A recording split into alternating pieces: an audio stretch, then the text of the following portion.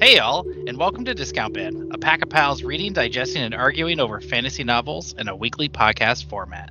This week is our final round of The Stone Sky by N.K. Jemisin. In fact, it's our final round of the Broken Earth series.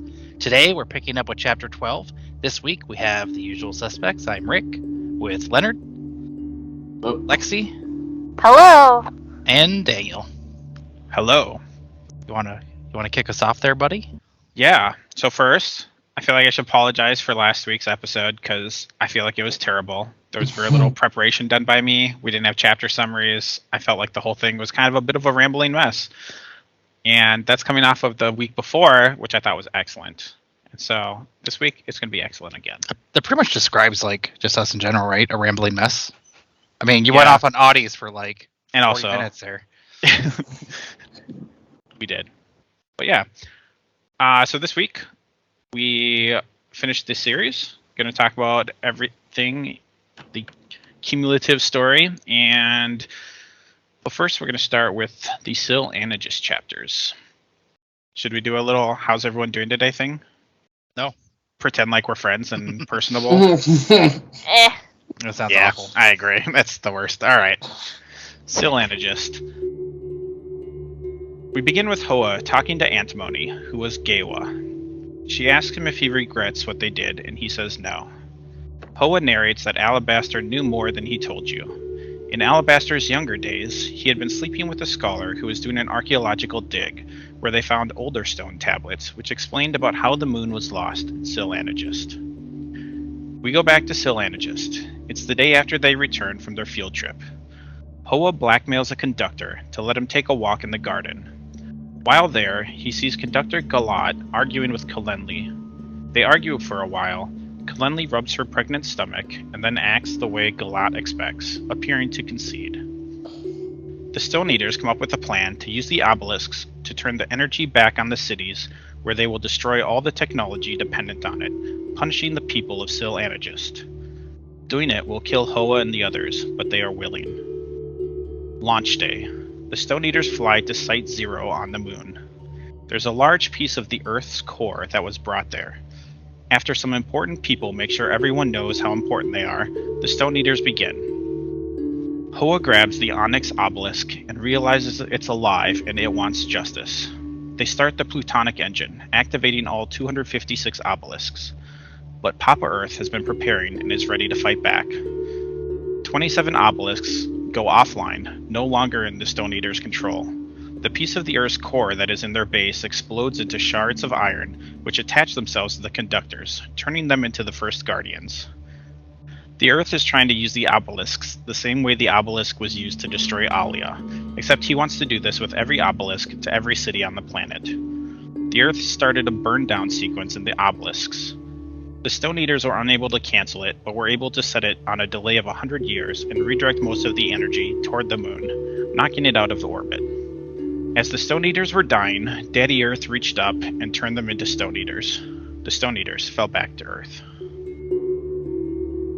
As the tuners were dying, you mean? What's that? You said as the Stone Eaters were dying, Father Earth turned them into Stone Eaters. That kind of read wrong. I think you meant to say the tuners. Oh, tuners! Why didn't we come up with this word? Because that is the word they use. I never really thought about it. I wish you would have mentioned that 3 episodes ago when we started with the Syl Anagist chapters. Because I just called them Stone Eaters in all the Syl Anagist recaps. Oh, yeah. The tuners before they became Stone Eaters. Yeah, for sure. That's okay. So we find out at the very beginning that Alabaster knew about the moon before he ever met Cyanite. He found the real tablets explaining about Syl Anagist and how the Earth was broken because they tried to harness, Father Earth's power. And then Alabaster was with Cyanite for years and never said anything. And then he again never said anything when they were in Castrima for a year, or whatever it was before she killed him. And none of the knowledge that I felt like this was a big point, right? Just keeping knowledge from people, because he always said, "I'm keeping knowledge from you to be safe, to keep you safe." and I don't feel like any of the knowledge kept Cyanite safe. I could see an argument from before they blew up Alia, because she was still part of the Fulcrum and still had to respond to, the Guardians and stuff. But everything after that, like, if the Guardians found her, they were gonna kill her. Maybe there wasn't time. I think they were too busy fucking in to have conversations about lost lore and knowledge. But they spent 6 months sitting in Castrema with him teaching. He had to rest Yeah, but at the while same time, she was being moody. She was asking about other dumb shit the entire time too. When she was bothering to ask about shit, she's lived so much in her own head this entire fucking series, right up until the last moment. She wouldn't even fucking listen anyway. It wasn't the only problem though. It's like it seemed like everyone with answers were reluctant to answer properly. Like, yeah. I've been frustrated at like this since like book 1 actually. Why aren't the characters asking proper questions, and are they actually satisfied with the dumb answers that people are giving? What's that called when they do like a knowledge jump, like in the beginning of a movie, and it's just text or something stupid? Like a narration? Like kind of, but it just gives you all the information beforehand so you can get into the story. This book did the exact opposite of all of that. They were like, we're gonna just world building. Yeah. No, there's a term for it. Yeah, there's a. What Star Wars does, the epilogue. Yeah. Long time ago. It's really gonna bother me now. Exposition. Yeah, there we go. Yeah. This is like what's the opposite of what's the antonym of exposition? Because that's this book. Hiding all the relevant information. Yeah. Feeding it out like it's an JRPG where you're gonna change your final boss at the last second. And I generally don't mind that much as long as it's done well. Yeah. Right? Like the characters have like good reasons for doing it, or but this book had basically 4 characters, and a lot of them were together like the entire time almost, and there was no excuse to not be passing on information. That was my complaint from the first chapter, the first session we had on the second book. You always come down to this trope where, we're not telling you because we want to protect you. In the end, there was no good reason, and there is still no good reason. And it's like that movie trope of like, there's no time to explain. We got to get there. The ride's like 4 hours to get there. It's like, you can't give me that story in that time. No. Yeah. So the tuners, they're able to redirect some of the power. I can't say I completely understood what was going on with the obelisks during this entire time, because Father Earth is trying to he's got his 27, and then he's trying to turn them all into basically nukes, and the tuners are trying to do something else. And so they said they're able to like redirect some of the power, which blows the moon out of orbit, and then the other ones they put on like 100-year delay. Anybody have any theories as to why that would be the case? So, a few things didn't make sense there. That base where they were doing this op was on the moon, right? So they redirected the power to themselves. Is that the logic here? And if all those stills on the moon got turned into Guardians, how the hell did they get from the moon back to Earth? So I don't think that they were actually turned into Guardians. Yeah, they had the evil metal, and it went into their bodies, but I assumed that they, it wasn't stated that they became Guardians. I think they floated on that space rock for eternity.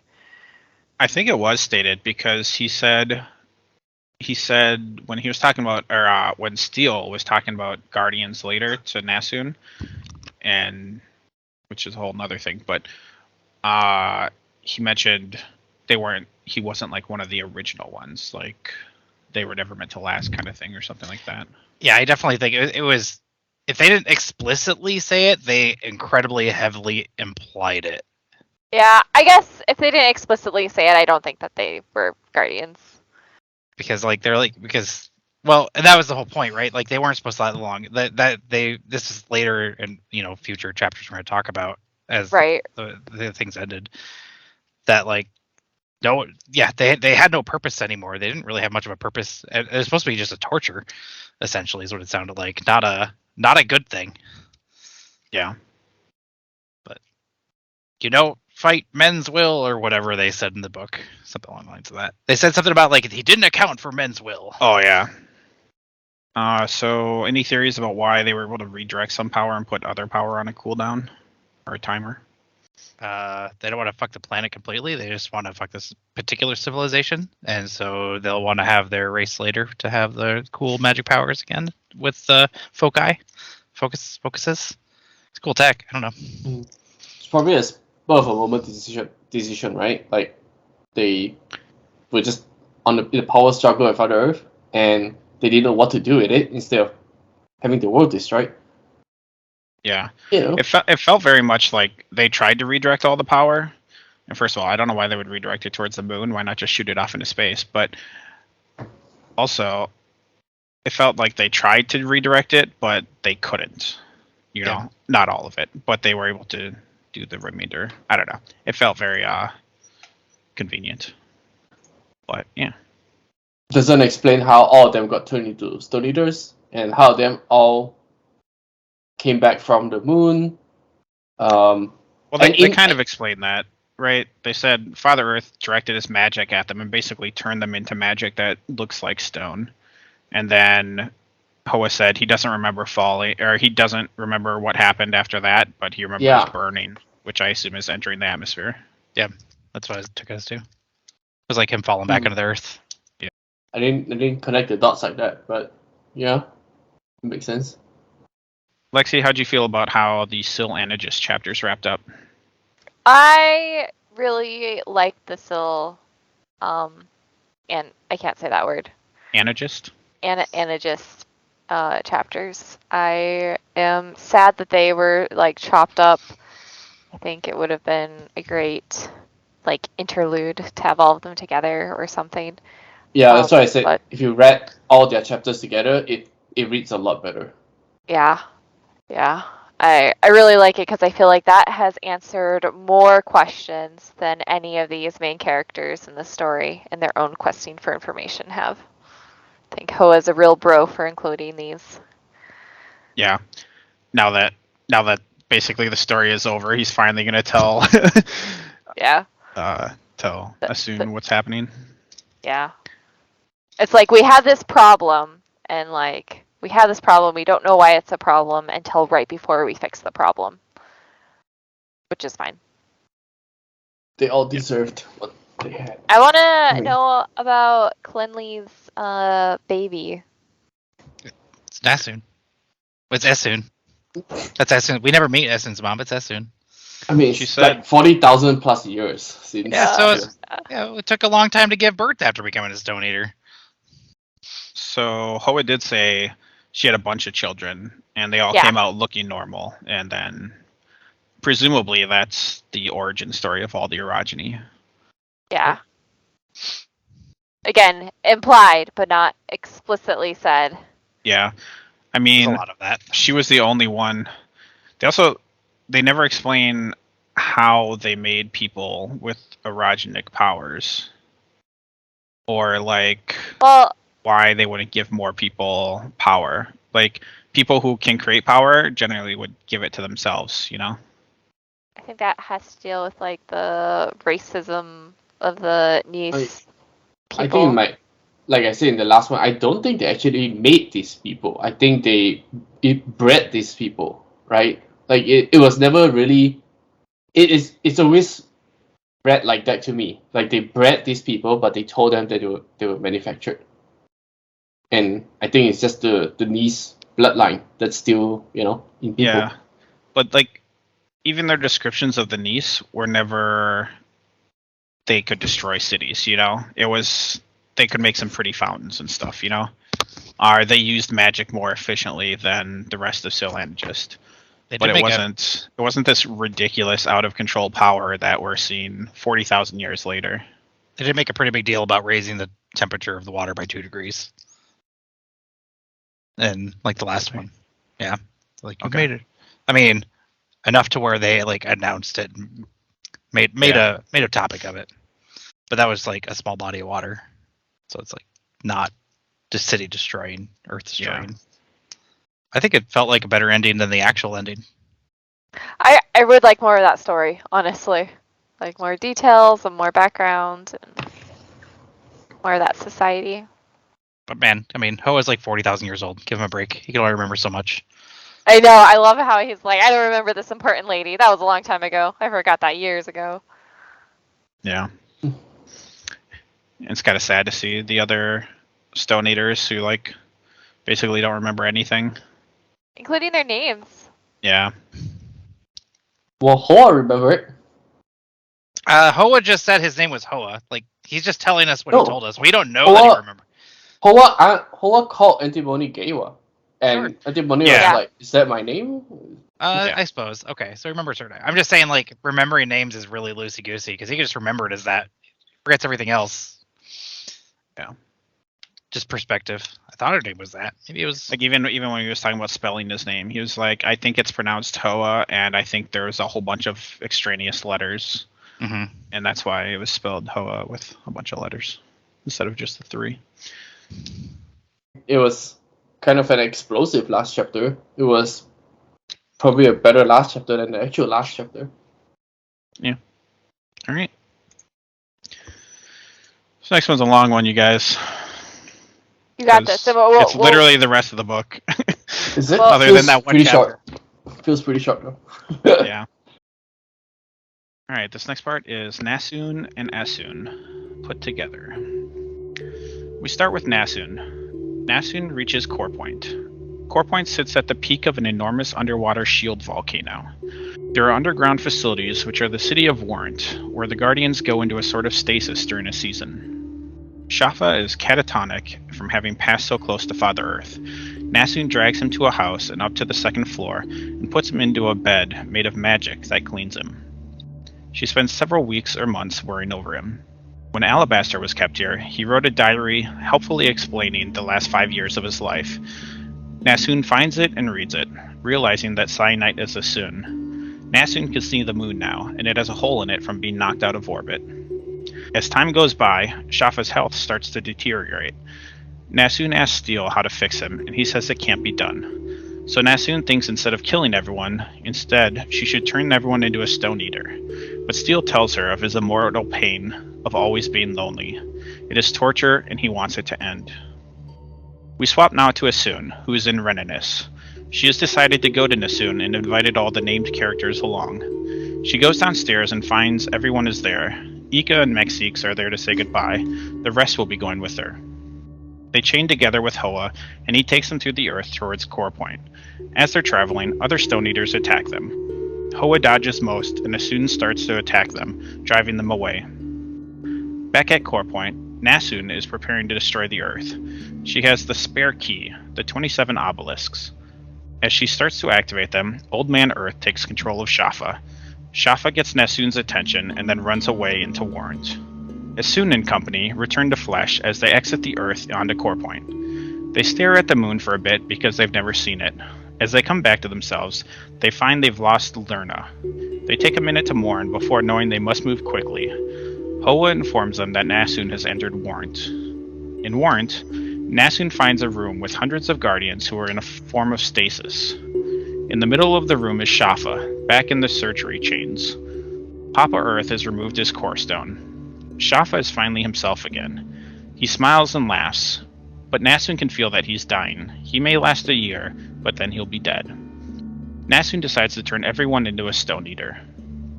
As she exits Warrant, Asun sees her and calls out. Nasun tells her that Shafa needs help. Asun has trouble grasping this, and Nasun walks away, ignoring her. Asun offers to help, and Nasun is worried, but she stops walking away. Nasun tells her that she needs to use the obelisk gate, and Asun tells her she can't. Nasun walks away, and when Asun tries to follow, she creates a wall using orogeny and magic. As Nasun starts to activate the obelisk gate using the spare key of 27 obelisks, Asun is desperate for the Onyx obelisk. She takes the magic from the hundreds of Guardians, killing them, and she teleports the Onyx obelisk from the other side of the world. Using the obelisk, Asun grabs all of the heat and water from the rifting. The Onyx tries to grab the 27 obelisks, but Nasun fights it. Nasun tries to push the power into the earth to turn everyone to Stone Eaters, while Asun tries to push it above to catch the moon. Their wills battle against each other until Asun sees Nasun's hand has turned to stone. Asun can't watch another of her children die. She gives up, stops fighting. She tries to reach Nasun, proud to have lost to her strong daughter. She smiles with a proud tear on her cheek and turns to stone. Nasun cries out, unsure of her plan. The onyx obelisk reaches out to her and she feels her mother's plan. She executes it. In the aftermath, the obelisks dismantle themselves and return to the Earth's core, with the exception of the onyx, which settles into the ocean. The Stone Eater factions make a truce and make a peace with Father Earth, which will stop the seasons. Shafa dies sometime later in Core Point. Hoa charges a vehemol for the others and takes Asun's stone body somewhere else to finish eating her and turning her into a Stone Eater. Asun is reborn after some time. Her and Hoa set off to change the world. For better or worse. Definitely for better or worse. So first, I think this book really underestimates how heavy a grown-ass man is and how weak 10-year-olds are. Because Nasun carried him like a few blocks and up a flight of stairs. But she got the magic. I was like, why don't you just tell Steel to carry him? Yeah. But Steel is mean. Yeah. Is he? Well, Nasun thinks he's mean. Yeah. Nasun was a bit much these final chapters. Up until like the very end where she kind of is like, oh, maybe I shouldn't do this plan that's been put into my head this entire time. Everything was a bit much. Yeah, that's true. Alright, so before we get to the whole thing, first, I should point out, Yika did not go with them. We had our vote last week. When Yika showed up on the first floor, I was feeling very smug. And then she didn't go, and I was like, damn it. Yeah, because she's a responsible head woman. Don't have time for that shit. They were definitely like, hinting that she was not super happy at being a head woman anymore. And what's his name? The Fulcrum. Maxis? Maxix. Oh, Maxis. He was like, I'm not going. Yeah. So Nasun's plan was to kill everyone. When she realizes that Shafa is dying, she changes her mind. Lexi, you think Nasun would have gone through with killing everyone? Even like thinking about the actual logistics of it, as she's bringing the moon basically to land on top of her and Shafa, or maybe the other side of the world, but knowing she's going to die shortly after. Like, regardless of Shafa's condition? Yeah. Like, if he was... Shafa had been perfectly normal. By perfectly normal, I mean regular Shafa, yeah. Yeah, her Shafa. Exactly. I want to say yes, I think she would. I mean, she's a strong-willed little girl. They do talk about this moment of clarity when she is, like, in the lattice. But if her mom wasn't there, and if Shafa was normal, I think she would have killed everybody. So Steel talks about his misery in being immortal and living forever. Mostly immortal, I should say. Rick, if you were given the option of turning into a Stone Eater, would you take it? Assuming you keep your mind and you're only living until the world ends. That's a pretty fine... I don't know. That. Also, I suppose, why not? Because like at this point, like if you get really bored, you can just kind of off yourself and you'll come back in 1,000 years. Maybe with your mind, maybe not, right? Like you have options of breaks is what I'm getting at. You're not stuck. Maybe. We don't know what happens to somebody when they atomize someone. Maybe their mind is still there because it's all connected by magic. Oh, possible. Or you destroy the world. It's easy. I mean. Yeah, I don't know. I mean, like that's a tough question because like I don't want to be true immortal because I don't want to be floating around in space being like, well, what do I do now? But yeah. It sounds awful at the same time. Kind of sounds awful, but I'd probably still do it because why not? What about you, Leonard? Yeah. I mean, it's not really true immortality too, right? It's until the world ends. So, in a way, it's optional-ish. Yeah.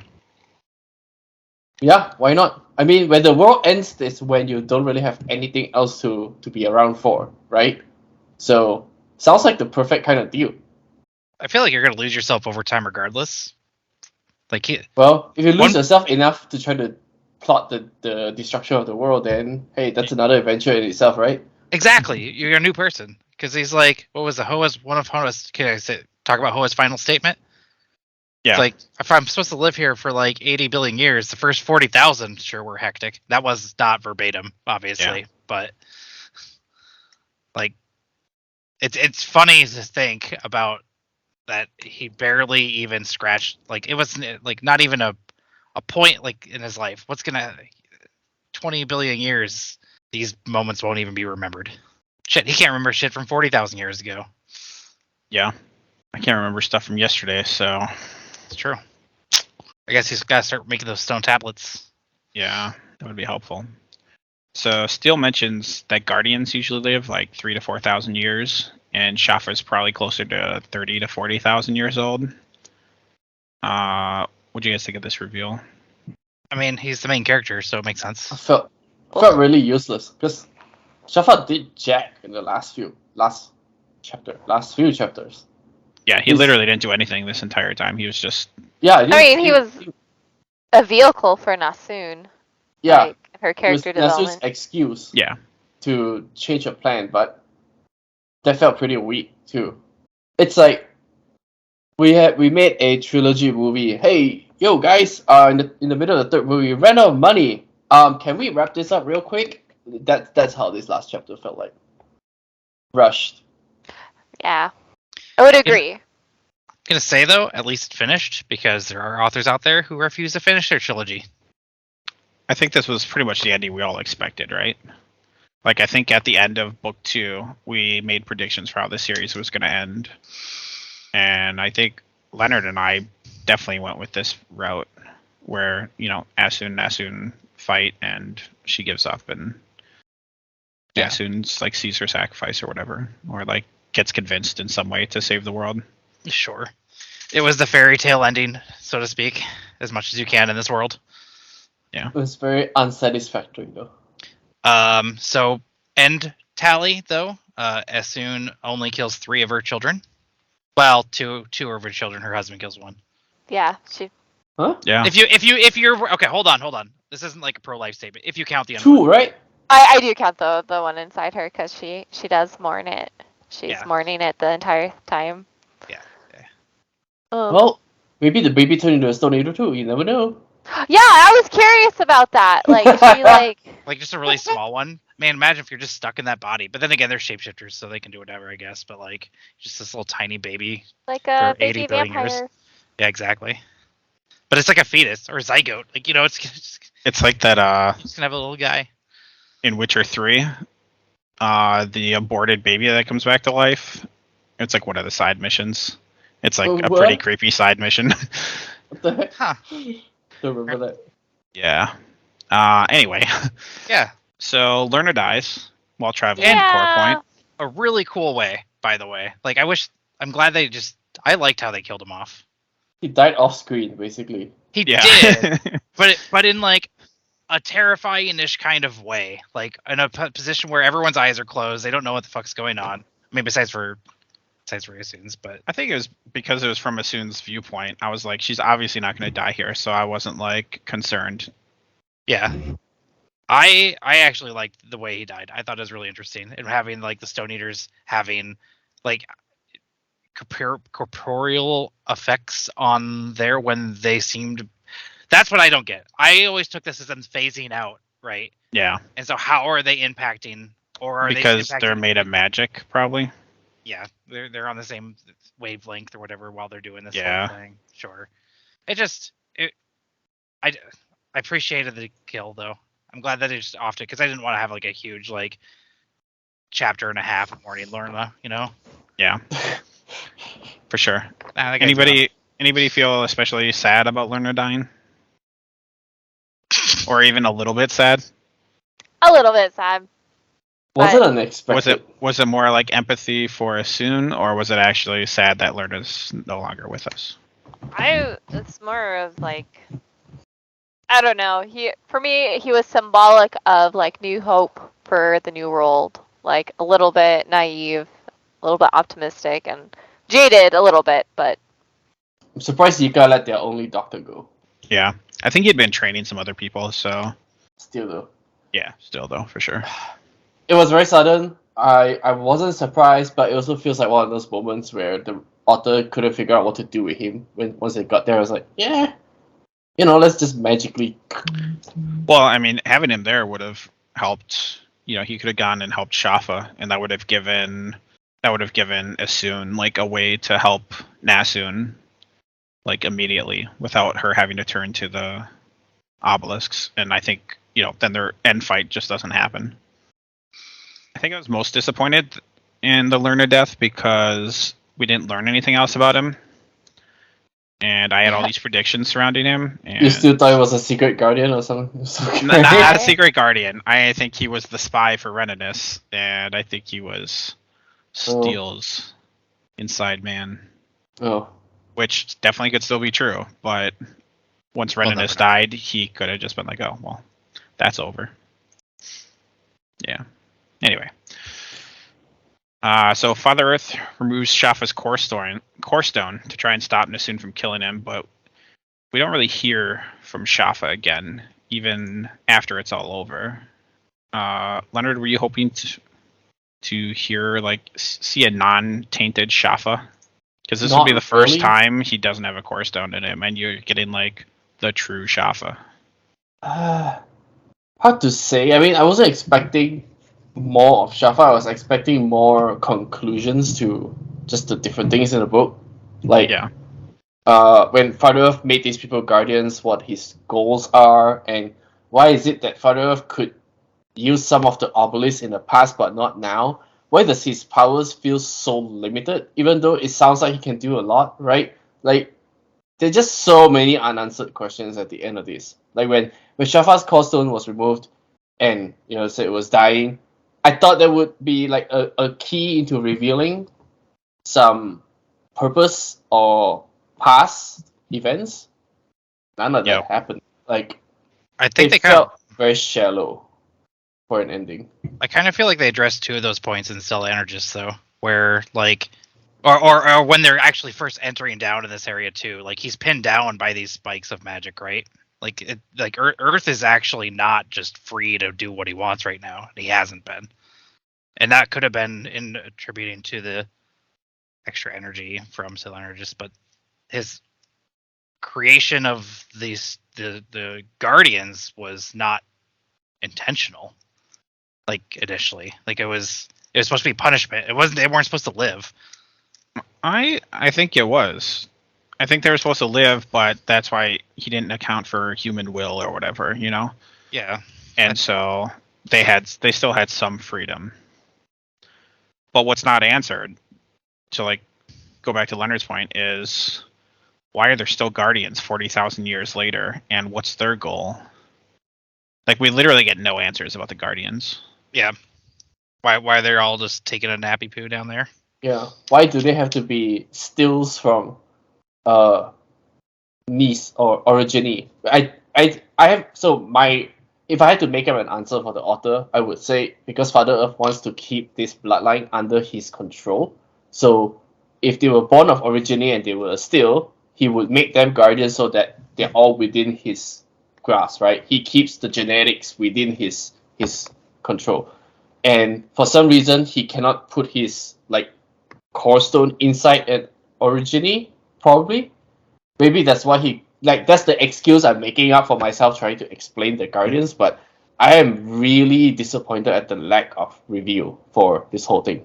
And I think she just got tired of it. Let's just end this. And I think the problem with that theory, because I do think that's probably the leading theory, but the problem with it is, right, when we see Shafa losing his life and drowning, he lets Father Earth in, and that's what saves him, right? Because before that, presumably they could fight the Core Stone, and it's only the Guardians that let Father Earth in. They're the ones they kill. Yeah, that doesn't explain. So who are the rest of the Guardians? Who's controlling them? Guardian, if it's not, right? Yeah. They have the power of the Core Stone, but it's a constant fight, right? It's not given to Father Earth. Yeah. But do you think they can chain each other together too? Everybody else is like doing these big Right. Yeah. lattices of crystals. I mean, or probably whatever because power. when they were sleeping, they were like chaining their magic together or something like that. Yeah. Which is another thing that wasn't explained. I took it as when they were in stasis, they were used as power sources, similar to how the knees were. Nice, were. Yeah. That's how I took it. But Who was using them? that's another question. I Or think maybe they were their own order. Maybe they're recharging. Yeah. The whole final sequence was a mess. Like there were just so many things that's like, why is this? Why is that? And none of that was explained. An I did think explosion happens, and Yeah.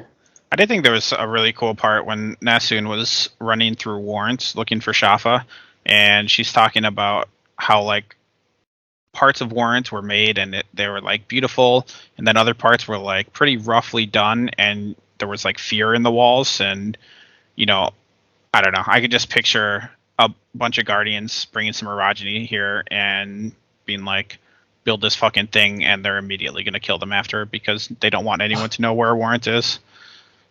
And so you just got a bunch of scared orogeny making these tunnels. A bunch of tuners. No. Or is this later? Yeah. I see what you're saying. They're not tuners. Yeah. Oh, no. Later. Like, Yeah. And then there were a bunch of stone eaters in the core point as well. When Nasun was around, didn't really explain who or where they came from. Like, did the explosion from 40,000 years ago turn the people of Seal Energies into Stone Eaters, and that's who they are, or are those? Are you talking about the center of the Earth, or like the little like glass housing units on the way up? When in that whatever city where Nasun was nursing Shafa, she talked about how there were Stone Eaters in the city or town. Stone Eaters. Yeah, some of them were just sitting in like a certain position forever. What she also mentioned, she witnessed one of them catching fish or something, right, to feed some animal. Yeah. It sounds like the Stone Eaters there used to be citizens of Seal Energies that turned into Stone Eaters. At least that's what it sounds like. But all that description, all that reveal, didn't really lead to anything important to the main story. I took it more as just, this is where the Stone Eaters live, like, if they want to. And so a bunch of them just live there, and it's like one of the only places they're free to just be themselves above ground without freaking the humans out. And, one of them just likes to fish or like, feed really like seeing the local octopus or whatever the fuck it was. I think it was a dolphin. Oh, was it a dolphin? Yeah, it sounded like a dolphin actually. Oh, okay. I don't remember. They didn't say the word dolphin, but I pictured it as a badass blind whale. I mean, kind of. That's what I was picturing. That was my mind's eye. Yeah, it can be whatever you want it to be. Yeah. It's Hoa. All right, Lexi. Nasun versus Nasun. Final battle. What do you think? Oh man, I felt rushed. I would have liked more conversation between the two. There was a lot of text about like their individual thoughts and like everything that was happening within the span of moments, and I would have liked some more dialogue between the two before just like instantly running for the lattices. Yeah. But I'm happy that Nasun decided to save humanity, even if she didn't quite like make her peace with her mom while her mom was alive. I love how proud Asun is of Nasun, even though her baby is like poised to destroy everything. She's really like, I think she really saw Nasun for the first time, and I wish she could have, like, I assume Nasun sees that in her tears and her smile, but like, again, it's not communicated. So we just have to assume. But yeah, I did not expect it to end that way. but it felt kind of predictable. I was hoping for something. I was hoping Alabaster was going to come. I was hoping that something else was going to happen, but Alabaster. I know. Pistol. But I went AFK. He did. BRB, bio break, said Alabaster, and never came back. He AFK. He dropped. He AFK'd. They dodged the draft. I also think it's very strange that Nasun only lost her hand.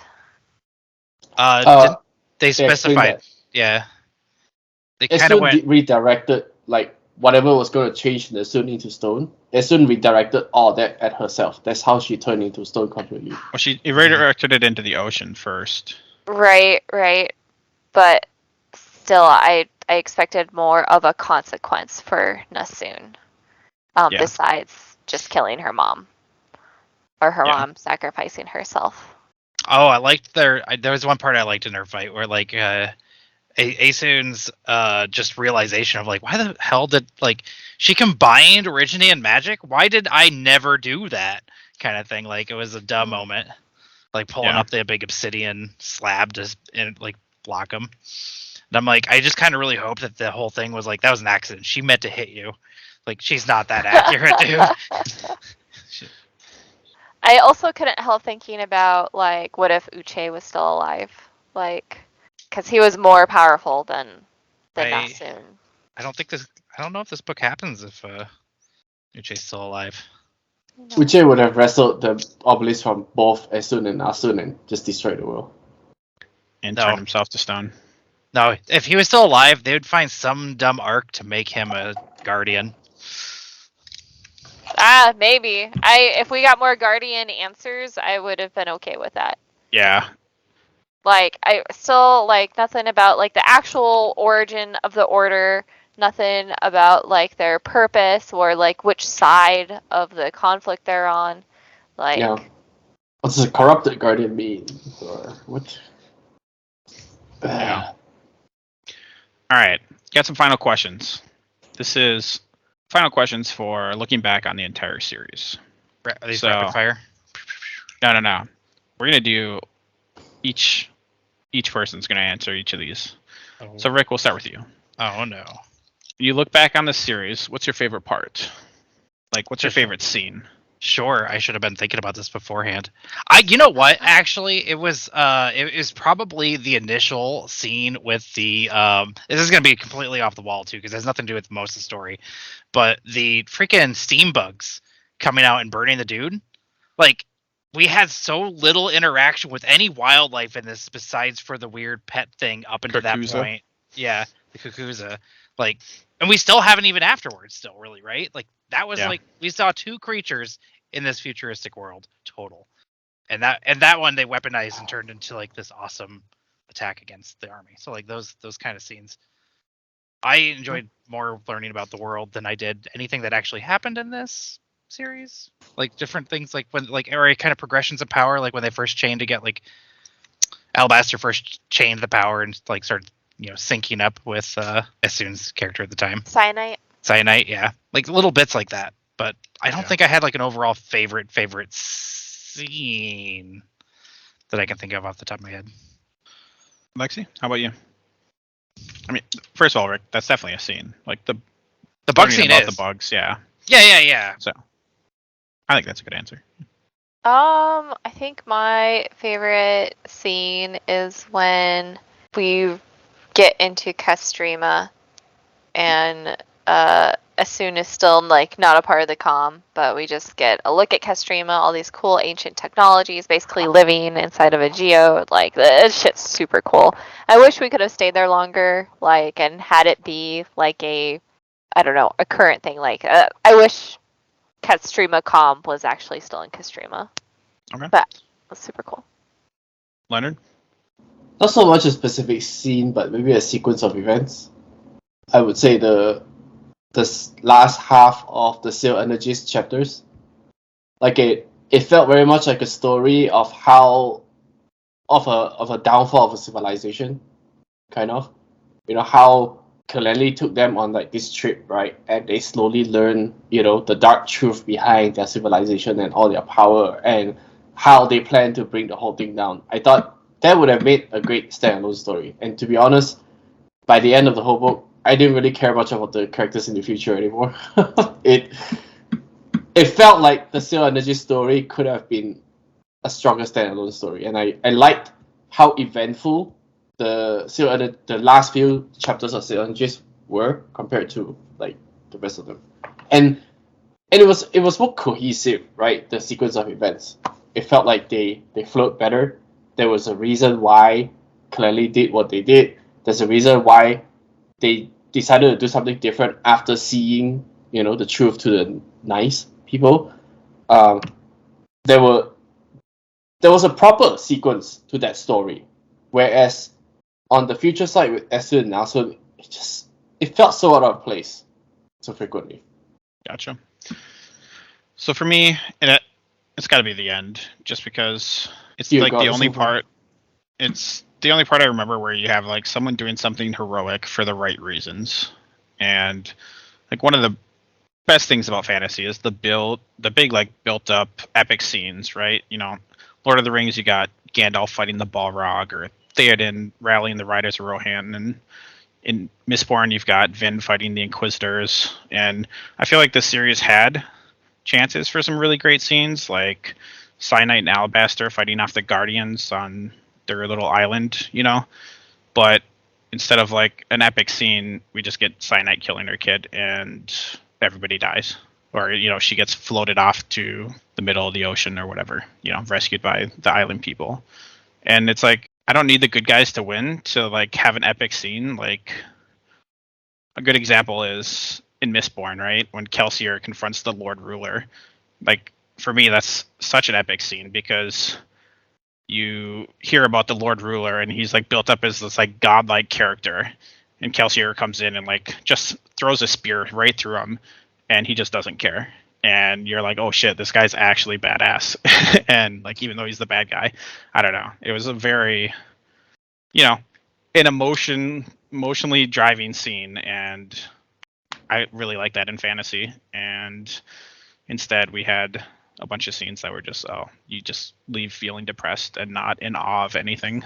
Yeah. This whole book missed any of those feelings. There was never that like clumped up. I don't know. Or what, I don't know what the like. I had no emotional attachment to any particular scene like that at all. Whereas like every other book series I've read, there's usually like one or two at least, if not just one good scene like that. Yeah. And probably why I'm talking about bugs. Yeah. Well, exactly. And like people talk about their favorite scenes from this book, and two of them were like talking about just world building stuff, which is like, cool, but it's not like an epic scene that people are going to remember forever, Mm-hmm. And okay, so if we're talking about scenes that make you feel something and scenes that you will remember forever, for me, I will always remember Uche's death. Like that is that I think about a lot, like a lot. Yeah. And it made me feel feelings that I still feel. Like sure, they're not positive feelings. That's not something that I want to tell people about. Yeah. But it's For me, it was the people on the vines used as batteries. I think that's the scene that sticks out for me. Yeah. And these are scenes that are like just generically depressing and like horrific. Mm-hmm. Yeah. You know what I think would have been a better story if they took Father Earth out of the storyline at all. Like if it was just a generic people in the past attempted to use other people as a battery power source, magic source. Hoa blew up the world. With the moon out of orbit, something's wrong with the gravity, and Earth is just in a mess. Without all the Father Earth bullshit. I think that would have felt like a much more coherent story than, now there's Father Earth that's still kind of unexplained what the Guardians are, what he has done. And he added so much to the confusion, it feels like. Yeah, Okay. so the author couldn't have done that though. If she did that, she'd have to take away the agency and the sentience of the obelisks and the other how all things that have enough magic become. No, because the Onyx obelisk was the only one that was sentient, and that was sentient from the Nice people. Right. So everything that has magic, like there's a line that says like you get enough magic in something and it has agency. Yeah. So not all the obelisks, but like you couldn't give the Onyx obelisk. But I thought the Onyx obelisk's agency came from the Nice people who basically died to build it. Right. So that's the magic, right? Yeah, but you can have so, magic in this world and just say this world has magic without having it be some immortal being at the center of the planet.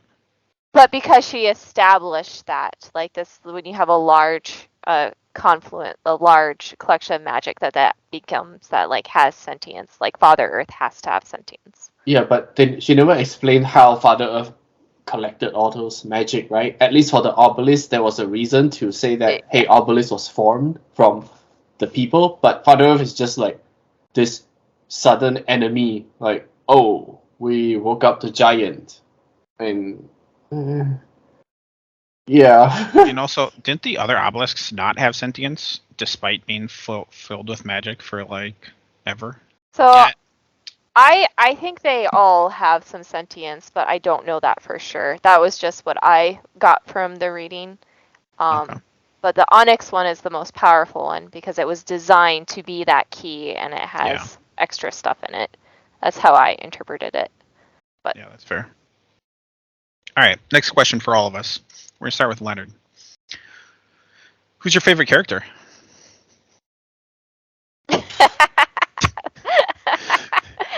Leonard has a look of disgust on his face. You have to choose one. Cleanly? Okay. Any particular reason? Or just being the best of the worst, basically? Her moves, or rather her actions, felt very calculated in a way. Like she knew how to put on a face for both sides. Like she tries to act as normal as she can, but she also knew exactly how to act in front of the instructors. And like the trip she took them on, she felt like a very calculated and smart individual. And she definitely wanted to change something, but she wasn't sure how, right? And I don't know, she felt like a more the calmest and / smartest person in the book so far. She knew what she was doing, she knew how to do it, she knew what she needed to do, whereas everyone else is just yeah. I gotcha. Lexi, how about you? Hoa. Yeah. Yeah. Before or after? Throughout. Especially like once it was like once I knew that he was the author for the story, it definitely changed the book for me. And I know I mentioned this earlier, but it is. I like him. I can understand him. I relate to him. He's very much the most truly loving person I think in this entire story. Rick? You know, I just wish she had more to do at the end, but I still liked Tonki as like the idea of her character was so good. So wasted. So much wasted potential. Exactly. So I think she's still my favorite character, but just I wish they would have done more with her. Also, I wish they would have done anything with Shafa in the last chapter, right? Like the last half of the book. Or Alabaster. Or Alabaster, I just wish she would have had some presence besides for just a brief mention again one more time. Like Shafa actually could have had a genuine redemption arc. Like he could have sacrificed himself somehow. Especially after getting save us soon. Yeah, after getting Instead, he was just unconscious the whole time. Unconscious, pisses himself to death eventually after a couple months. Which, by the way, we didn't really talk about that. I like that real quick. That little timeline of Hoa's complete lack of concept of time, and therefore the Stone Eaters is super neat because they're like, it could have been a day or 3 days during this deal, whatever. I don't know. It was just done when it was done. And then by the way, they're probably gonna run out of food. I should probably let them out. And then shows up 6 months later. Here, let me charge this car for you real quick, and then bolts again instead of just taking him away. I kind of think Hoa's a little bit of an asshole. Oh yeah. Why? Because he just doesn't. Or He's aloof. Aloof. Yeah, like the aloof kind, not like I think when you're intentionally. 40,000 years old, time just means something different. Dude, he's not even a baby yet. He's gonna be 80 billion years old. Yeah. All right, like that's nothing.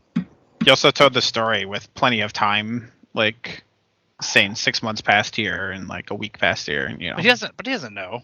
He's just throwing numbers out just because he's just like an answer. pretty accurate numbers. How do you know they're accurate? This is all from his perspective, telling this. All this could have been fake.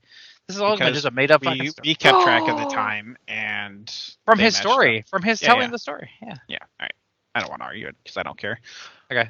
Nice. My favorite character is Ika. I think she's the only one who was like had an actual solution to this. Her teeth. What What? are teeth? Her teeth are filed.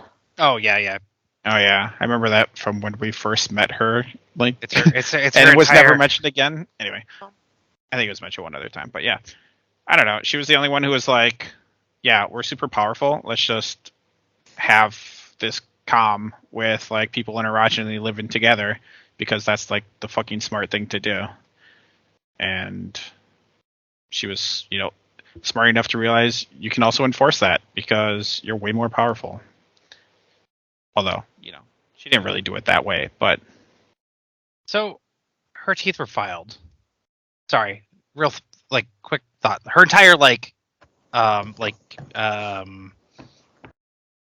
race or whatever, her group of people that she's from, they all kind of filed their teeth, right? That was their big thing about that. It was their old custom. It was an old custom. It's an old custom, but where do you think they got that custom?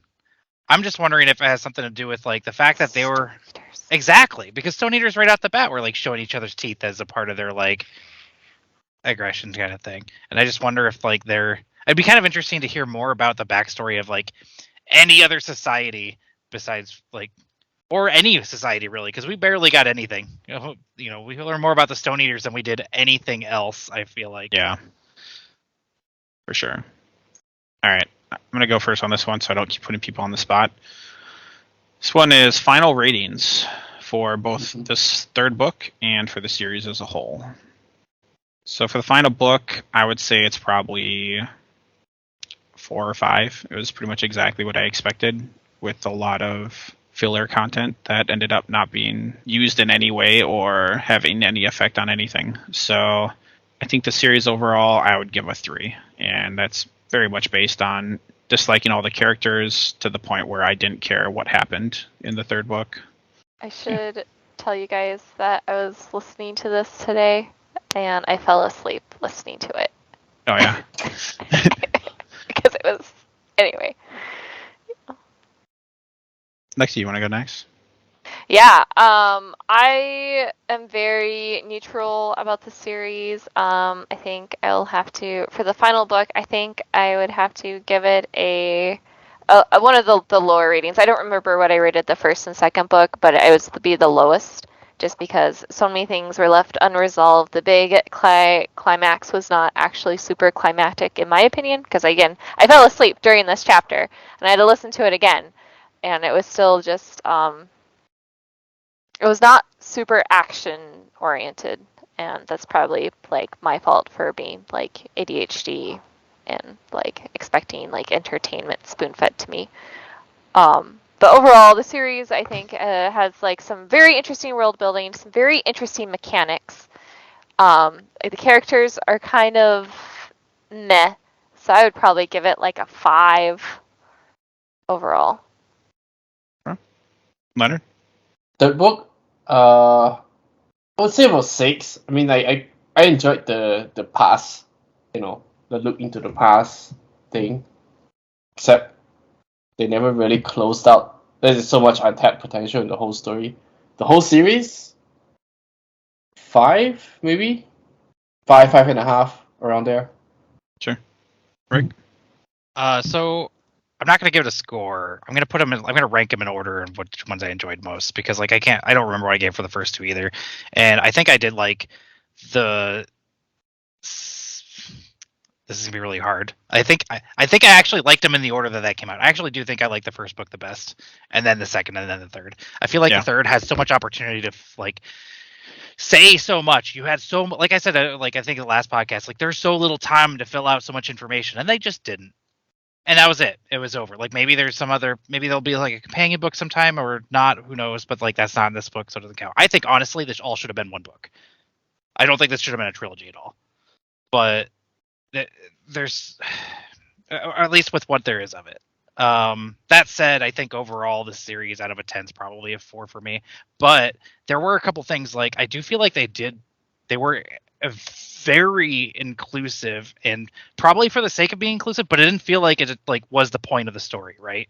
Like the triple, like the three-way relationship and the characters being gay and you know, and seeing trans characters and things like that in the book, I don't feel like was like such the point of it that it detracted from the story at all. I felt like everything felt naturally thrown in there.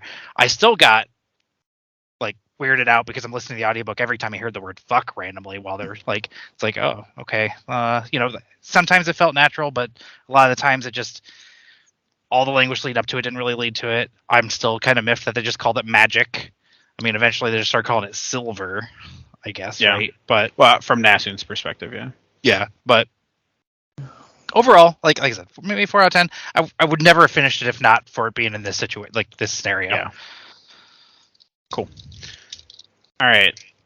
This next thing is things we talked about that didn't pan out, and it should be clear that if each of us was reading this book on our own, right? Like we wouldn't have focused so hard on everything, right? Like things pass by, we don't notice, but when 4 of us are here to like point out little things that we individually noticed, it brings it to everyone's attention. And so like, you know, things that don't pan out is nitpicky, I feel like. Are we gonna have a cool graphic? Like a whiteboard? No. I could have created a PowerPoint, I guess. My bad. You still can. You can. Not for right now. I'm actually busy that day. Okay. So they talked about how you can use orogeny to listen through the walls, and then that was just never used or brought up again. Yep. I don't know when it could have been used, but I think Asun would have liked to listen in on some people in Kastrima, I'm guessing. But not a big deal. Very nitpicky, like I'm saying. The power to link orogenies wasn't really used in the final battle at all. Like it was used the one time, and that was about it. How many orogenies are really left? And most of them weren't there. Actually, that's a good point. Yeah, you could. I think the idea was to link the obelisk. I think maybe that was the Alabaster, the lesson Alabaster tried to impart. You're trying to link using the obelisk. Yeah.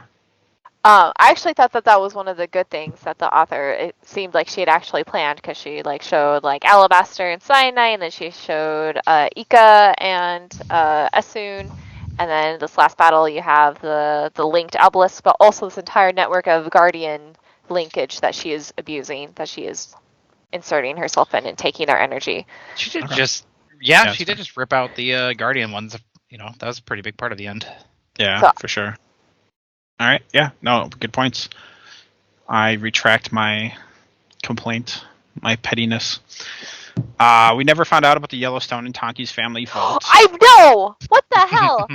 And I do think that's one of those things that's literally like one line in one book, like 2 books ago. And like, if, you know, it may not have caught everyone's eye if we don't talk about it in the show. It was probably just a core stone from a Guardian that died. Yeah.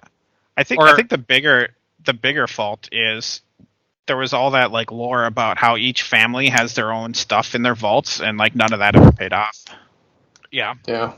Well, like I said, like no other societal thing showed up at all pretty much in this book by the end of it, besides for we got to find out about Guardian's baseline origin. And you know the little conversation that Nasun has with Hoa at the end there?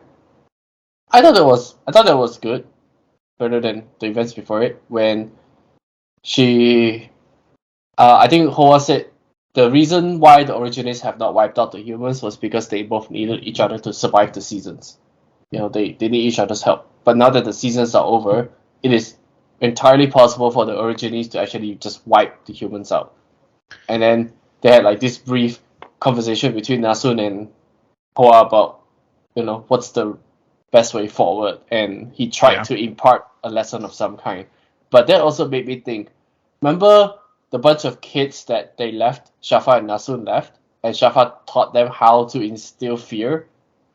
I think we're gonna have a bunch of terrorists in the making after the world has no longer needs stills.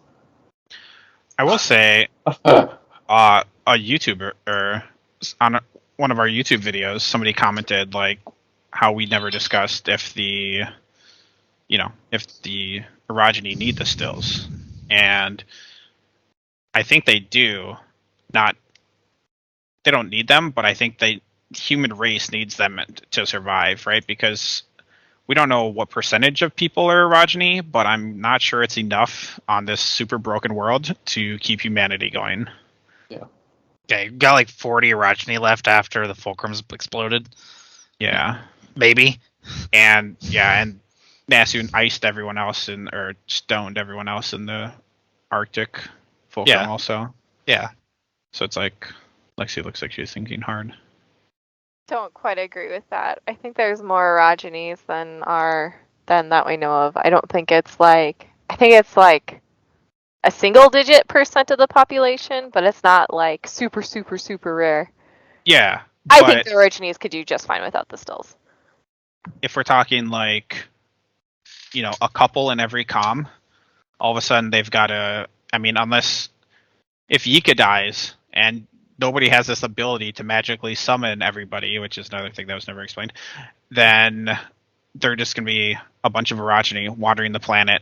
And I don't think if you kill 98% of humanity, the 2% survive very long. Yeah, you have to have there's a certain amount of people you have to be able to breed. Yeah. Just in general. Yeah, no, Let and alone, I hear you, but I also disagree. There's no like yes or no about it, I guess, because we don't know the numbers of like what percentage. Right. What originy is going to want to clean the sewers? Like what you got to have those shit jobs, so that's why you keep the stills around. Just bring that bed out from Core Point. Yeah, Just learn how to do that shit. Although I think they do that by stealing from Father Earth, and maybe not though. I don't know. So I noted we never got any answers about the Guardians, which we've talked about. That was pretty annoying. Lerna was just Lerna, nothing special as far as we know. We never found out who was spying for Reninus. And we touched on this briefly. Rick did. Tonki did basically nothing in this book. This book is the exact same without Tonki. She figured out how to make sustainable seaweed snacks. Yes. Yep. She did. She's a farmer. Yep. After the world was already saved, she kept a few people alive. Yeah, I think that's honestly the thing that annoyed me the most about this book is Tonki just being useless because they're like, oh, she's so smart, and I don't know. I felt like there was build up, but yeah, especially with she's in this place with all of this old technology now. Like literally, I thought she was gonna go nuts in there. That's why they brought her. Yeah, and nothing. Nothing. We never find out about the spinal that Alabaster had and then passed to Asun. Like, where did it go? She didn't seem to have it at the end, and then how did he create it? Like, literally no information about that. Just disappeared one day. Unanswered. It's a consumable. She used it. Yeah. Alabaster's children. We never saw them as guardians or orogeny. Nope. We only saw the one. Well, technically, a couple, but. I felt the Reninus story ended up being pretty inconsequential. She'd already decided to save the world. She had some character growth during it, but it didn't really make a difference in the end, I don't think. Although I think Lexi's going to hard disagree. The people she brought with her did literally nothing at the end, except die for Lerna. Yep. Yika had already had the comm running before Asun ever showed up, so it's not like her finally deciding to fit in with, the stills made a huge difference. Yep. And it didn't really have, I don't know. It just, the whole storyline It was an Italy. excuse to find Maxis again, who also contributed to nothing. Yeah, Maxix was also inconsequential. He also made some food. That's the thing, So we got two characters, had a lot of potential, makes a snack. That's what they do. That's good. Yeah, that was my list of Tic Tac complaints. Ticky Tac. Yeah, I would never ask for this book to be made into a movie or series. Yeah. That's gonna be, it's gonna be a 2-season Amazon miniseries. Yeah. Yep. I've been talking for a while. Anyone have anything? I've got like 2 other things, but It's kind of just like general things. it's just kind of a meh. The whole thing's just kind of a meh. Like, I think you nailed it when you said there is no exciting moment to talk about. Like, there's a couple memorable scenes for sure, most of them negative, and our main character starts the book by murdering an entire town, and ends the book by not murdering an entire town. Character growth, yay! Yeah. Although, in fairness, she ends the book by giving the power to her daughter, who she is going to turn everyone into Stone Eaters. Exactly. Which I don't know is that's a good thing or a bad thing. Yeah, true. She literally potentially forsaken the world for another one of her children. Well, is it really forsaking the world when you just turn everyone into a different form of body? I'm pretty sure there's probably some technology either in Core Point or in some other underground city where you could get some like artificial humans going in a womb. Maybe, but I guess if everyone's a Stone Eater, but do they care anymore? They don't even have a concept of. If I was a Stone Eater, I'd love to play with lesser species such as humans. Oh, wow! You're not human anymore, huh? If I was a Stone Eater, yes, I'm no longer human because I can't make humans. Sounds like your favorite character is Steel. No, my favorite character is Hoa. Get it right. No, I'm pretty sure it's Steel. Ho is kind of tampering with people too. He let her I entire like way. He's just like, I like this person. I'm gonna make her my lifelong companion. Like, I'm gonna give her this curse of immortality. Yep. Like, because I'm bored and I like her. It's fair. After we get like this long like thing from Steel saying like how living forever is the greatest curse and he would not wish it on his worst enemy. Like, I'm gonna give Asun this gift. Yeah, but Hoa kind of digs it, right? Like, Yeah. Hoa's like excited for the next 84.99 Now that he has billion years. one to love. Even then, like, how many? Okay, so that's a question too. How many people do you suppose? Like, we know that there's a bunch of Stone Eaters that were like from the moon Stone Eaters. How many Earth Stone Eaters do you think are actually running around there? How many opportunities do you think they've had the chance to get to the point where they can turn into Stone Eaters? Because maybe that's the whole maybe that was the untouched on thing the Guardians were really trying to do, is just stop more Stone Eaters from happening. They're not exactly like super chummy, but they didn't even they didn't even really like hate each other. Jack. Yeah. I was Also- expecting more alliances, like more description of the different groups within the Stone Eaters and what they wanted. Yeah, we only know what two people wanted, basically, right? Yeah. There's also a good reason to think if she turns them all to stone, we've only seen Father Earth turn anybody to a Stone Eater. We've seen a lot of people turn to stone that the Stone Eaters come and eat. So if that's even possible, it's still up in the air. But also, if she turns them all to Stone Eaters, they talked about how like lesser Stone Eaters need to eat stone to survive. Mm-hmm. And so they might just be proper fucked. That also actually was my original take on the whole thing that was happening, by the way. Not that she was going to turn them into Stone Eaters, that she was just going to fucking turn them to stone. Not necessarily intentionally. Yeah. Just, oops, Remember- I just murdered everybody. Remember, throughout the book, it sounded like only Origines could become Stone Eaters.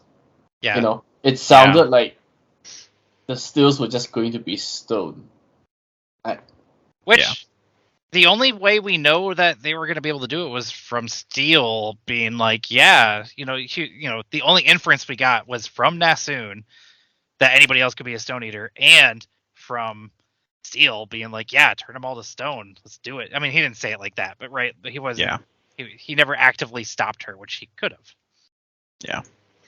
So this was just another part of the murder everybody. So one final thought. The series is very on the nose, which doesn't do a lot for me. And like I like when fantasy book.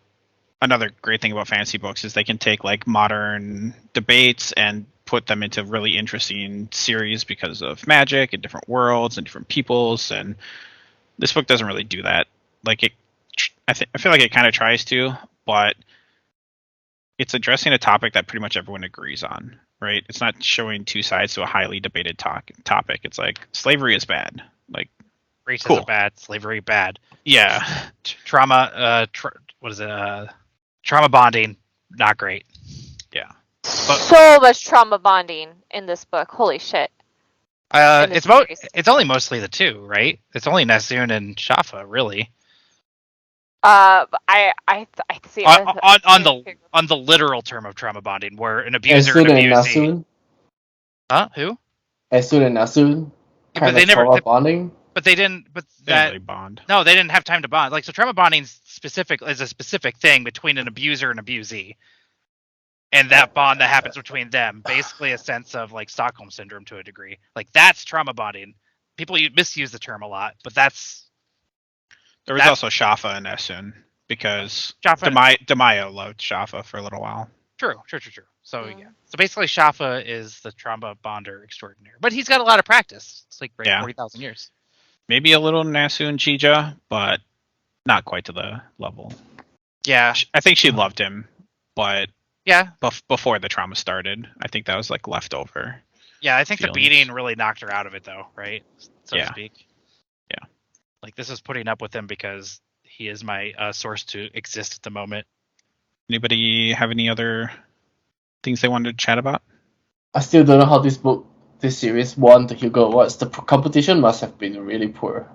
Like I mean I don't think it's like terrible writing. It's good writing. The it's just the plot. Yeah, doesn't flow well. I thought the writing was good. I thought the storyline and the plot and the characters were all but bad. Definitely not like you have to read it level of praise. For sure. Did you guys read the afterword on this book? No.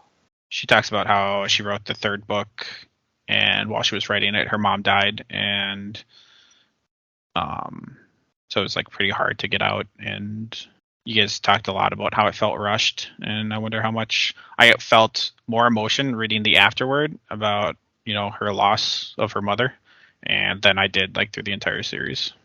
But it's a very sad afterward. I would recommend. I don't think that came in the audiobook. Oh no. So. Nope. Well, I'll send it to you. Yeah, that'd be great. I'd like to read that. If I can. It would not improve the story though. No, it doesn't improve the story. But it's just wow. It's a world building. Yeah, I mean the author who. No, you're right. Yeah, it's almost like, hey, I did a bad job, but yeah, it happened because of this. It sounds like an excuse. I mean, no, I'm not saying it's. She wasn't like doing it as an excuse. It was. Just, I know, but this is what's going on in my life. Yeah. I mean, I don't think the third book was any like worse than the first or second. I think they were all pretty. Yeah, for the most part. I mean, they were pretty even, right? Like. I did think the third was the weakest of the three. Okay. I did say that earlier, and now with this information of her mother dying, I feel kind of bad. But that was my take. Sure. I don't know if I would say weaker, but the third book has the responsibility of wrapping things up. It had so many dots to connect. It had so much. It didn't fulfill its job as a third book, if you know what I mean. Like yeah. I would also be curious to know how many people she has like on her team, because like Brandon Sanderson, he has like a team of like 25 that handle just like the lore, just for the Stormlight. I think he's very much the exception. I think most people have like a couple people, and they have like an editor and like beta readers who are just fans. Whereas, like I've heard other authors talk about how Sanderson has like just a huge team of people who like all work for him, and that's like not the norm. I thought it was. For maybe I think major offers probably like literally maybe. Top tier like Stephen King's and like N.K. Jemisin is a very well respected and successful author for sure, but I think in the Yeah. afterward, she talks about how she didn't quit her like full-time job. I think she was a therapist, was the impression I got, or maybe I'm misremembering. But she quit her job in like 2016 or 2017, something like that, to start writing full-time. So it's been like, 6-7 years, and she's successful. But I think there's like a whole leap and bound between her and Brandon Sanderson in terms of like money brought in. Right. The point I was trying to make is that it felt like the lore and like the systems and the story was not like completely like fleshed out. Sure. And there was a lot of it that's like missing that makes it unsatisfying. I think that was what was really cool about the first book. I think this is why the first book was the best to me. Is like, although we don't get the back wave hat, we didn't get Cylinder just yet, but watching this as we're like, oh man, that idea that she's the same person through all three, and then having that collection at the end of like, yep, I'm the same person, and like being able to watch her personal lore all the way through in that way, it was really disjointed, but it did make it really memorable in the sense of like of the way that it was written. Yeah. Hard agree. Because I think my favorite parts now that I'm thinking about like actual sections was like that transition of when she was going from the fulcrum to like the end of the fulcrum part of, and then the beginning of Cyanide, and like basically Cyanide section of like just kind of figuring out her powers. Because she sucked in the beginning. Honestly, she was kind of like, what did she do in the beginning besides for murder a town and go for a hike? Really? I still like book 1 Assoon. I still have a place in her heart. My heart for her. Murder hobo. Oh my gosh. Yeah, she is a murder hobo. You're right. Yeah, she did it at the end too. What changed? A lot. I think that about wraps it up. I think so. Yeah. I bet at the end there she was like, you know what? Nasu's going to take over my kill count. I better grab some more where I can find it. Oh yeah, this Guardian's here. Guardians aren't people though. Yeah, let's inflate my damage numbers a little bit so that That's exactly what it was. MVP. So I was thinking about. So we've talked about next week doing a philosophy episode where Lexi's going to come up with a bunch of philosophy questions for all of us to answer, and we're going to find out who's a terrible person, which should be fun. Spoilers, everybody. Yeah. And I was thinking about the benefits. It's gonna be so weird. I'm just not big into philosophy. Part of it is just I guess the way I was raised. I'm sure a lot of kids in their teenage years is probably gonna be like, hey, when I go to college, I want to take some philosophy classes. And Asian parents just gonna tell you that's a waste of time. Like what is that degree gonna do for you? It's not gonna put food on the table. And I know it feels like an upbringing thing, but if I really even try to reason with myself about it, thought exercises like that don't actively contribute to your day-to-day. Hard disagree. Leonard, what you're doing right now is a thought exercise about whether or not. But the point of talking, literally philosophy. The point of talking about it is not going to make your life better. We can spend the next hour talking about a single thought process. My tomorrow is going to be the exact same as today. This is A, hard to disagree on that too, but B, this is a great conversation for next week. C, like, oh my god, I lost my C saying the A and B's. Fuck. Waste of time. Literally, strategizing your day is philosophy. What is your thoughts on the therapy? Oh my god. Therapy? You just described it. You just said I think you just said therapy is worthless in a sense. Because that's literally what I didn't say the word therapy. You did not say the word therapy. Yeah. So, sitting and talking about something for an hour will not change your next day. Yeah. My tomorrow's going to be the exact same. It's going to be whatever I'm assigned on my sprint board, whatever I plan for my lunch. No, philosophy is not going to influence any of that. It's not going to make my food should. taste better. Philosophy is about changing how you think, and like I think how people think is very important. It can give you critical thinking skills. So when you read some news story, you're like, that doesn't sound quite right, or maybe I should get a second source. Just It doesn't. Yeah, but people credit that to philosophy, but a lot of that can be credited to just ethics, morality, conscience. Yes, Like, which is philosophy. yeah, yeah, philosophy, you're crediting that's like, philosophy, but a lot of these No. are more granular topics. It just Math is philosophy. Like laws of physics is literally philosophy. Like it a is degree all. in math is more useful Yes. than a degree in philosophy. You have to study philosophy to It's- get a degree in math. it's to not. become a No, you math- don't. Yes, It's you not. do. It's Yes, not you do. about necessarily what's more useful. That doesn't. You're saying more useful in terms of like getting a job, but that doesn't make philosophy worthless. Just because a math degree is more useful than a philosophy degree doesn't make a philosophy degree useless. It's pretty much useless in our lives right now. It's not. You use it daily. You're doing it right now. You're doing it right now, bud. You're doing it Anyway, right now. Yeah, we I don't can have a argue degree. this I'm next so week. excited. I don't either. So excited. Yeah. Lexi, do you have a degree in This took a philosophy? turn. I have a minor in philosophy. Okay. Well, that argument went out the table right off the bat, but I was gonna say. Okay, Oh. let's go. I mean, not really. She studied a bunch of philosophy, and it's probably been really useful in her life. Oh no, I'm saying it is useful, but I was gonna be like, oh, she doesn't have a philosophy degree either. And look, we're still gonna talk about it because it's Yeah. still literally your everyday and your perception of every day and how you live it out and how you intake everything. All right, so we got philosophy coming next week. It's gonna be hot, as Yeah. you can tell. Leonard, I'm so glad you're here. I can imagine my mom saying, "That's a fucking waste of time. Learn to do something useful." Leonard, we're doing a podcast Yeah, about Good fantasy point. books. yeah. Chill your tits. Did you have super important things to be doing next week? Let's be honest. All right.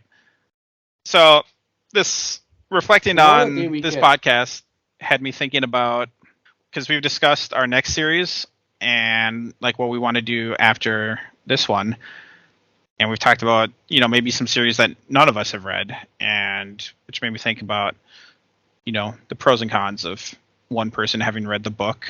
I think if I had read these books, I wouldn't have written about the Yellowstone and Tonki's family vault, and then that just would have been lost by the wayside unless somebody else brings it up. And like me skipping that might have been like a signal. Me either including it or skipping it is like a signal that's either important or not important. But if I had already read the books, I'd be like, I would have brought that up, right? Because That's why the person reading the book shouldn't be the one doing that either, then I suppose, right? Right. But then the person who's read the book has like basically does nothing. Right. If And they're that's not- I Yeah. agree with that thought. And it's Yeah. very hard for the person who read the book to discuss, right? Because it's very hard to filter out the thoughts. Okay, these people stopped on chapter 7. What the hell was chapter 7? Well, that- what was I supposed to I think not know? You read it with. You read it with us. Yeah, and you Uh. write the questions as you go. And I Yeah. think the person who reads the book generally they just like ask the questions, and you can still have discussions about like how you felt about this, or the philosophical questions that are brought up in the book. Yeah. Wait, so Is slavery bad? These hard hitting questions that books deal with. So I kind of disagree with you guys. Like, I would love to read something that I have read with you guys that you haven't, and I would put so many questions in there just to fuck with you, just to Okay. be like, what did you notice in this person's curio cabinet? Like, See, this is one of those things where Then it sounds like spoiler, evil. right? well, no, people because be like- she's saying nothing happened in the curio cabinet. She's just putting in a little freaking like, oh, She just wants to fuck with people. exactly. It's a stinking curio. What does it do? Nothing. All right, I think that concludes the Obelisk Gate. No, that's not the name of the series. the Broken- Earth The trilogy. Broken Earth Trilogy by Broken N.K. Jemisin. Earth trilogy. The Broken Earth The trilogy. Broken Earth Trilogy. Yes. It's You know actually what, though? technically the Broken Earth series. And the just moon as a- was the only one that was really broken. I know, there's a fucking hole through it. I mean, there's a hole through the Earth too. Yeah, there's always holes through the Earth. Well, And the Everyone Earth is was dead. the crust So was it's definitely broken. breaking, like a lot. Okay, sure. okay, fine. Technically. That's a good philosophy on it. There we go. So thanks to everyone who's listened. We've had a blast doing this. This was a lot of fun. It was. Yeah. It is. It will be. It will continue to be fun. Yes.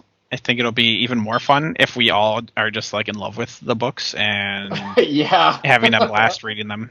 I think if one person just really shits on it, everybody else is trying to defend against that person. Yeah, I think we can reliably get that with among these people, though. Yeah. I'm not worried about losing that. I mean, it's gonna be. I don't know how we're gonna end up on that wavelength, right? Like, how is one person gonna like it so much that everybody hates it? It feels like it's really hard to come up with. For someone that doesn't believe in philosophy. You sure have a lot of thoughts. Oh. Yeah, how about you read something more useful instead? All right. We're doing an outro. Tune in next week for the phone book. The phone book. Yeah, it's the most useful one in there. Everything in there has a Oh my use. God.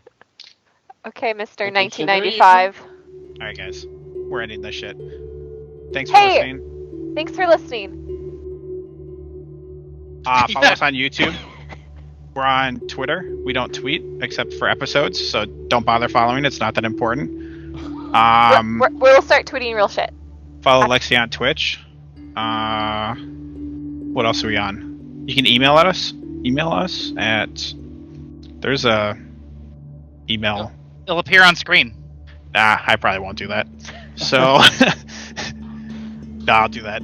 Check the YouTube video. It should be in the podcast comments. Let's go. Video description. Video description. Podcast description. Yeah. Click that bell or something and get notified. Like. And subscribe. Yeah. All those Depends things. on Don't which like or website, right? subscribe. Yeah. This is. Every website has the icon looking different. I know. Bye. Bye. Like if you agree with me. Bye.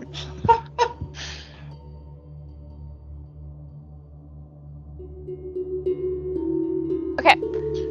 Everybody needs to make a stupid face, especially Rick. You have a very good face to make stupid faces. Because your face The is already fuck so does stupid, that it's like Wow. you barely have to try. No, it's because What the you're so animated. You have fuck? you have Jim Carrey face muscles.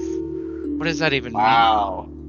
Like mean? you're You ugly AF, dude. Just no be Jim there. Carrey. No, you're very attractive. I just need some like Sounds- I need a pog face to like put on a YouTube thumbnail. Like just everyone. Yeah, Alright. perfect. Are we all doing O, or are we doing Yeah, we just do whatever? like Same thing I or don't know. different? Do whatever. Maybe like a crying face. Like you're just so sad. Like you were so surprised, even though I don't think anyone is surprised with how this ended. Whoa, too soon, too soon. Too soon. Sorry. Yeah, we're all thinking it. Perfect. Oh no. Okay, thank you. I hate this. Good job, guys. I think we'll get more clicks if we have a face on the thumbnail. Oh, are you those stupid YouTube thumbnails where Yeah. yeah. Dog? I hate that. that. Yeah. I hate that meta so much. It works though. Yeah. I'm putting this in the podcast. Us talking about how stupid it is as we do it. Yeah. Oh, and when I finish this, you should give it like 3 seconds, because then like the music has time to like come down, and then it's like more obvious in editing. Just throwing that out. What? Music? Yeah, I put music to the chapter summaries. Thanks for listening to the podcast, Leonard.